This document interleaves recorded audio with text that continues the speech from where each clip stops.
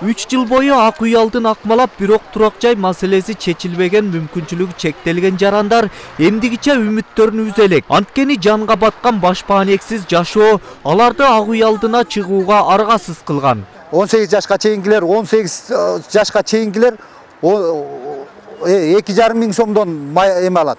2,5 миң сомго ушул күндө жашаганга мүмкүнчүлүк барбы? Жок. Аны чечпейт эч качан. Башка майыптар кыйын болсо 4 миң сом акча алат.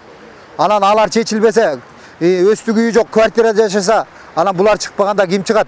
Буга чейин дүлөйлөр жана азиздер коомуна берилген турак жайлар адилетсиз бөлүнүп, ага жогорку кеңештин депутаты Дастан Бекешев киришти деген даттануулар айтылып келген. Бул жолу да митингчилерден эл өкүлү Дастан Бекешев кабар алып, бирок алардын көйгөйүн укпай, тарап кеткиле деп тоскоолдук кылыптыр. Жерде Дастан Бекешев жөнүндө бир маселе же бир плакатта жазылып турабы бул жерде?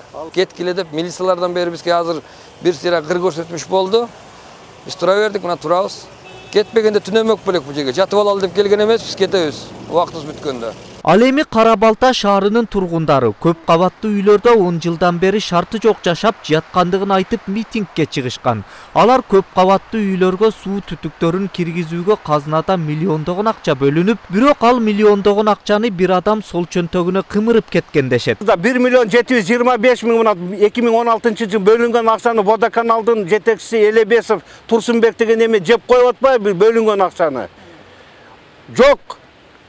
Анан ошондон келдик. Былтыр 1 миллион 800 миң которулган. Аны да жеп коюшту. Азыр элдин акыбалы аябай оор акыбалда. Канализация иштебейт такыр. 0. Мэрияга барабыз, акимге барабыз, губернаторго барабыз. Бир реакция жок бир мындай элге деген. Анан ошонун эмесинен ушу эл менен келип бир премьерге, президентке кайрылуу кылалы дегенбиз. Биздин үнүбүздү угасыздарбы? Укка турган киши барбы деп. Алыскы Ош шаарынан келген Гүлнара Абдыраева ак үй алдын бир апта бою акмалаптыр. Ал Ош шаарындагы Алишер Навай атындагы эс алуу паркындагы ажааткананы оңдоп түзөп, бирок бир депутатка тарттырып жиберип, чындык издеп шаар башчылыгына кайрылып, бирок Ош мэриясынын менчик башкармалыгынын башчысы Семетеевден сөккү угуп, акыйкат издеп Атамбаевдин кабыл алуусун суранып келдим дейт. Күнү түнү ошо парктын ичиндеги жанакы наша чеккендерден, алкаштардан, түнкү көпөлөк, күнкү көпөлөктөрдөн бардыгынан тазалап, адам кире турган кылып койсом, уже мына жогорку кеңештин депутаттары туалетти да алып койду. Ким алып койду? Ким экени белгисиз, мага айтышпайт. Иштетишет, азыр арендага алып иштетип атабыз дейт. Мэрияга барсаң сөзүңдү укпайт. Карап атабыз го дейт. Ооба, Ошто Семетеев дегени бар. Ошо муниципалный начальник, эң дурайын деп сөгөт.